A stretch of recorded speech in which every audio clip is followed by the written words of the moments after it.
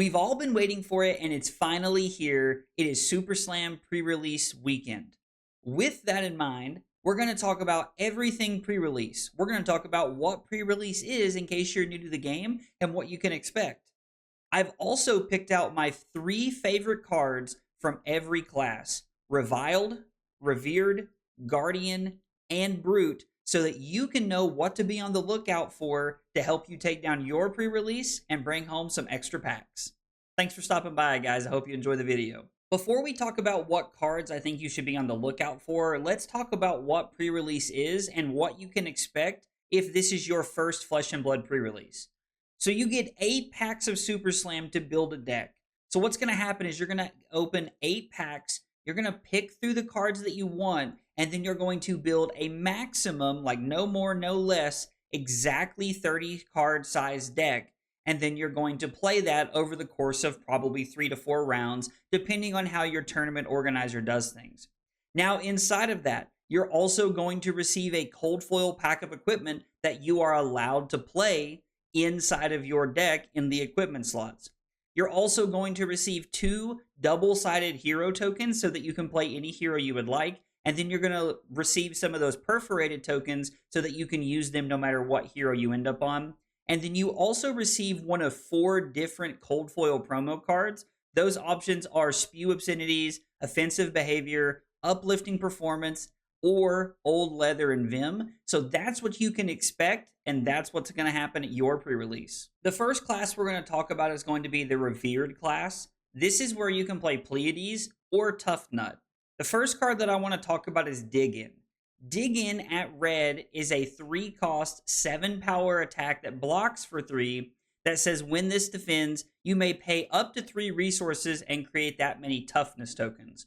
Now, toughness tokens allow you to block very tall on the opponent's turn, which can be very, very good and very, very impactful. This is a set with both Brute and Guardian, which means there's a lot of tall attacks, whether that comes from buffs or just natural power on attack actions. So this card's defensive value makes it very good at blue or red. The other thing that makes this card good is that it's just a 2-card 7. You pitch a blue and attack for 7. Now, there's no text on it when that happens, but being able to block 3, set up some toughness tokens, and then also attack for 7 if you need to, makes this great at common. I absolutely love this card. Next up is Fight From Behind. This is a 2-cost, 6-power attack that blocks for 2, and when this attacks or defends, which is important, if you have less life than each other hero, which will only be the one opponent you're playing against, the crowd cheers you. Now, being a revered hero, we want the crowd to be cheering us. It lines up really well with what we're doing and what we're aiming for. So being able to block or attack no matter like which side, like if we have tempo or if we're trying to like get back into the game, if we have less life than our opponent, the crowd cheers us. At common, this card is just too good. It's another 2-card 6. Well, this one's a 6 instead of a 7, but it's a 2-card 6, and we get our hero effect. So if we're playing Tough Nut, we get to set up a toughness token, and if we're playing Pleiades, we get to set up a confidence token. This card's too good not to have in your deck. Next up, it's Tough Smash Up. This is a 3 for 7 at red that blocks 3, and it says when this defends, clash with the attacking hero. The winner creates a toughness token. You may put your revealed card on the bottom of its owner's deck. This card is another on rate 2 for 7 card, so we have like another like Wounded Bull style effect here. It blocks for 3, but it has this defensive clash mechanic where you're able to set up toughness tokens and continue generating value in your deck over the course of the game, setting up for next turn when you're looking to block. When you're playing offense, this card's good because it's a 2-card 7 and it just lines up with good Flesh and Blood math. The one thing I will tell you is you need to be careful with how many non-attack actions you're playing if you're looking to play multiple copies of this card. I think this card is pretty good. It lines up very well in a lot of situations, but if you're playing Pleiades and you're on a ton of the new Guardian instant auras, this card may not be that great, but it definitely shines in Tough Nut pretty much no matter what you're doing. The last Revered card that I want to talk about is actually an equipment. It's called Helm of the Adored. This is a 1 defense blade break equipment, and when this defends, the crowd cheers you. This is awesome because it's just an effect like your hero power whenever you need it to be. This lines up super well. The fact that it only blocks for 1 is a little weird and maybe not that great, but being able to be cheered on demand so that you can play offense with the confidence token and Pleiades, or you can plan to set up more with toughness tokens in Tough Nut, just really gives you a lot of breathing room, and I think this makes this a great headpiece, especially at common. Next up is the Reviled class. This is where you can play Eliath or the new KO. The first card I want to talk about is called Cruel Ambition. This card is a 0-cost non-attack action that blocks for 2, and it says create 3 might tokens, and it has go again. I love this card because it plays into both Lias and KO's hero ability. So KO is looking to like use some smaller attacks and then use that hero power kind of like an attack reaction, almost as if you were an assassin. And anything that you use from night tokens or other effects to buff over the top, it holds on to. So Cruel Ambition gives both Liath and the new KO the ability to set up and really continue generating that extra, just like rock'em sock'em robot, punch 'em down style mentality, which absolutely slots into both heroes very, very well. Next up is Villainous Pose. This is a 2-cost non-attack action that blocks for 2, and it says your next attack this turn gets +4. It has go again, and the crowd boos you. So you're looking at a buff that sets up your hero power for the next turn. So in Liath, you're setting up a might for the next turn, and in KO, you're setting up a vigor token for the next turn. So being able to get that immediate buff that we just talked about, setting up your hero power for next turn so that you can do more cool things is very, very powerful, and I love this card. The fact that it only costs 2 is absolutely awesome. I assumed a card like this would cost 3, but at common in red 2-cost, we have to include this in our deck. Next up is Goon Beatdown. I wanted to talk about a blue attack that I feel like fits into both heroes very well. First up, this is a 3-block, which is important, and it only has 1 power. It is a blue that comes in for 0 on its actual cost. If you control 3 or more auras, this gets +3, and when this hits a hero, the crowd boos you. So you have a couple of fun plays where you're actually able to like trigger Goon Beatdown and put that 3rd like aura token into play at instant speed, and then you get the buff and you get the effect. Being able to have an attack with an on hit in limited is pretty solid. Plus, it's setting up our hero ability, either reducing KO's hero power for next turn, making it to where you get some more cool reactions, or we're just setting up some extra might tokens inside of Liath to be able to go over the top for next turn. The last Reviled card that I want to talk about is another equipment piece. It's called Horns of the Despised. This is another 1-block blade break headpiece equipment, and when this defends, the crowd boos you. We did this for both the Revered slot and for the Reviled slot. I think having the 1-block that is just like on demand, like the hero power for all of the heroes is just too good to pass up on. So I would look to play this if you open it in your sealed kit. Next up, we're going to talk about the Brute cards. This is where you can play new KO or Tough Nut. The first card on the list is Buck Wild. This is a 3-cost, 7-power attack that blocks for 2, and it has the text box of saying, if there is a card with 6 or more like attack value in your pitch zone, this gets go again. Now, this doesn't really lean into KO's hero ability, and we're not doing anything crazy, but if you're able to set up vigor tokens and then maybe pitch a red or a yellow that has 6 power, you can come in for 7 go again, and then follow up into something pretty cool where maybe you're using a smaller attack to be able to use KO's hero ability and kind of like push through a lot of damage.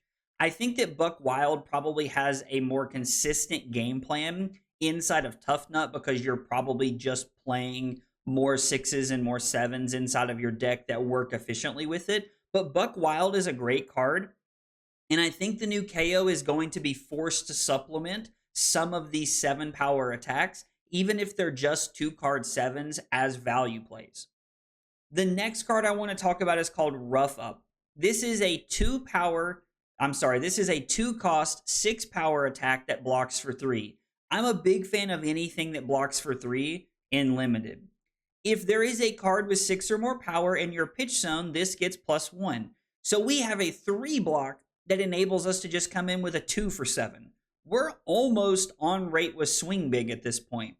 If we have a mite or any number of mites from the previous turn, we could be looking at hitting some really, really cool stuff here, like with Rough Up and getting a lot of value. Plus, it lets us keep a yellow instead of having to keep a blue in this scenario. So Rough Up looks to be really good. This is another card that I feel like fits better into the Tough Nut deck. But again, we are going to have to supplement some of these, 2 for 7s, 3 for 7 style cards into KO, and a 3 block is a great place to be at. Next up is Vigorous Smash Up. This is a 3 cost, 7 power attack that blocks for 3. When this defends, we clash. With the attacking hero, the winner creates a Vigor token. You may put your revealed card on the bottom of its owner's deck. So this is kind of going back to that Tough Smash Up card where I said I feel like it fits well into clashing decks. If you're playing a deck like Tough Nut that clashes pretty well, Vigorous Smash Up is going to be another great one. Being able to set up Vigor tokens is going to make your life so much easier, and then you're also going to be able to generate extra resources off of Tough Nut's hero ability. So Vigorous Smash Up fits in pretty well, and if you have enough high power attacks inside of your KO deck, Vigorous Smash Up could make the list as well, because setting up Vigors is kind of KO's thing and makes our hero power cheaper for whatever cool nonsense we want to do on our turn. The Brood equipment that I want to talk about is actually a chess piece. It blocks for 1 with Blade Break, and it has this action. Pay 3 resources, create 3 Vigor tokens, activate this only if there is a card with 6 or more power in your pitch zone. Making those Vigor tokens for next turn means you could have 3 Vigors plus 1 from KO's new effect, KO's hero ability, and then from there, you're looking at a free KO hero activation on the following turn, or you could go pretty wide if you're able to generate enough go again with 4 extra resources. These extra resources just enable you to do some really dumb stuff, and so I think Overbearing Presence is a great one to pick up if you're on either of the brutes in that chess slot. We saved the best for last, Guardian. This is where you can play both Lyeth and Pleiades. The first card on our list is going to be Power Play. I have the blue one on the screen because it's a 1 power attack when played from Arsenal that comes in for 6, but I think this is good at red, yellow, or blue. It's a 3 block, it gets buffed from Arsenal, which means it's good in the late game. The fact that it's good in the late game means that it's a solid blue to be able to pitch, to be able to block with, and then you can set up for later. But if you're looking to get more explosive, reds are going to be solid too. So look for Power Play. This is a phenomenal common. Next up is Edge of Their Seats. This is a 3 cost Guardian instant aura that blocks 3, and it has suspense. It comes in with 2 suspense counters, which means if you're Pleiades, you can manipulate these a little bit using your hero power. When this leaves the arena, the next attack this turn gets +5. I love this card in both Lyeth and Pleiades because it gives us the ability to set up some really good powerhouse turns. And in Pleiades, you can pretty much manipulate these counters on the suspense auras anytime you want. So having this card in either deck at red is absolutely great. I would also consider having this card at blue because it blocks for 3, so it fits into the curve really well. The next card we're going to talk about is Wii Wrecking Ball. This is a 0 cost yellow 3 power 3 block Guardian attack that says if this has greater power than its base, it gets +1. When this deals 4 more damage to a hero, destroy a card in their arsenal. I think that all of these yellow crush effect cards at common are really great. You're able to make your opponent discard a card, destroy their arsenal. You're able to blow up an aura, I think. You have all kinds of really cool plays with these yellow crush effects. All three of these fit into the deck very well, and they can be used in junction with any of the buff effects, either from might tokens, from the suspense auras. They just fit into both Lyeth and Pleiades really well. The last card we're going to talk about is Stand Strong. This is a Guardian Equipment leg piece that blocks for 1 with Blade Break, and it says action. Pay 3 resources, destroy this. Create a confidence token. Activate this only if you control an aura of suspense and it has go again. So you kind of have to be careful where you look to utilize this, because you have to make sure you have an aura of suspense in play.